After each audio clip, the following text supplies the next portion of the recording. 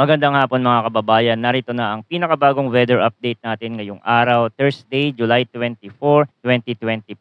Tatlong bagyo na po ang winomonitor natin sa loob at labas ng Philippine Area of Responsibility. Si Bagyong Emong ay patuloy na lumalakas at nasa typhoon category na. Kaya nagtaas na ng signal number 4 ang pag-asa sa ilang lugar sa norte. Para naman lagi kang updated sa lagay ng panahon, i-click mo lang ang subscribe button. Sa ngayon, si Typhoon Emong na lang ang nasa loob ng Philippine Area of Responsibility habang si Dante ay nakalabas na ng PIR. Ang low pressure naman sa may silangan ay naging isa ng tropical depression na may international name na Crosa. Sa kasalukuyan, nananatiling mabagal ang pagkilos ng Bagyong Emong habang ito ay nasa karagatan sa kanlurang bahagi ng Pangasinan. Ayon sa Pag-asa, ang mata ng Bagyong Emong ay namataan sa layong 245 kilometers sa kanluran ng Bacnotan, La Union. Ito ay halos hindi kumikilos sa ngayon, subalit inaasahang kikilos ito pasilangan sa susunod na mga oras. Ang maximum sustained winds nito ay nasa 120 kilometers per hour, malapit sa gitna at may bugso na umaabot hanggang 150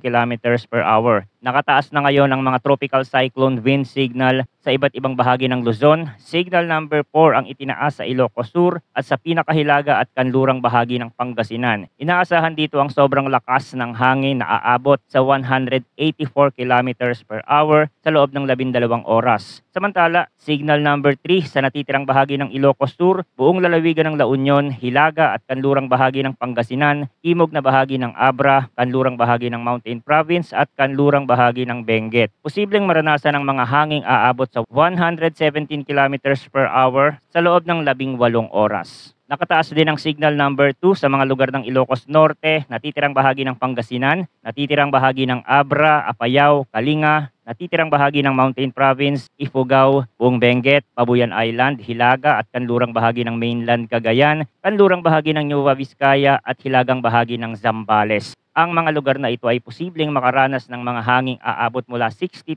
hanggang 88 kilometers per hour sa loob ng 24 na oras. Samantala, nakataas naman ang signal number 1 sa mga lugar ng Batanes, natitirang bahagi ng Cagayan, Kanluran at gitnang bahagi ng Isabela, Quirino, natitirang bahagi ng Nueva Vizcaya, natitirang bahagi ng Zambales, buong Tarlac, hilagang bahagi ng Pampanga at Kanluran at gitnang bahagi ng Nueva Ecija. Posibleng maranasan dito ang hangin na aabot sa halos 60 kilometers per hour sa loob ng 36 na oras. Ngayon naman ay silipin natin ang heavy rainfall outlook mula sa Pag-asa. Ngayong araw, July 24, mahigit 200 millimeters ng ulan ang posibleng maranasan sa mga lugar ng Ilocos Sur, La Union, Pangasinan, Zambales, Benguet, Bataan at Occidental Mindoro. 100 to 200 millimeters naman ang inaasahan sa mga lugar ng Ilocos Norte, Abra, Mountain Province, Ifugao, Pampanga, Cavite, Batangas, Tarlac at Laguna. Habang 50 to 100 millimeters naman ang posibleng maranasan sa Cagayan, Kalinga, Apayao, Isabela, Nueva Vizcaya, Nueva Ecija, Metro Manila, Bulacan, Rizal, Quezon, Aurora, Quirino, Oriental Mindoro, Palawan, Marinduque, Romblon, Camarines Norte, Camarines Sur at Albay. Bukas, July 25, inaasahan pa rin ang malalakas na ulan na aabot ng 100 to 200 millimeters Ilocos Norte, Apayao, Batanes, Cagayan, Zambales, Bataan, Occidental Mindoro, La Union, Pangasinan at Benguet. Habang 50 to 100 millimeters naman sa Ilocos Norte, Abra, Kalinga at Mountain Province, Nueva Vizcaya, Nueva Ecija, Tarlac, Pampanga, Bulacan, Metro Manila, Cavite, Batangas, Laguna, Rizal, Oriental Mindoro at Palawan. Sa Sabado, July 26, inaasahan naman ng 50 to 100 millimeters na ulan sa Zambales, Bataan at Occidental Mindoro. Ngayon naman ay pag-usapan natin ang track at intensity outlook ni Emong. Ayon sa Pag-asa, halos hindi pa rin kumikilos si Emong sa kasalukuyan, ngunit inaasahang iikot ito pasilangan patungo sa coastal waters ng Pangasinan. Pagkatapos nito, posibleng bumilis ang kanyang galaw pa northeast at posibleng maglandfall o dumaan malapit sa northwestern ng Pangasinan ngayong gabi.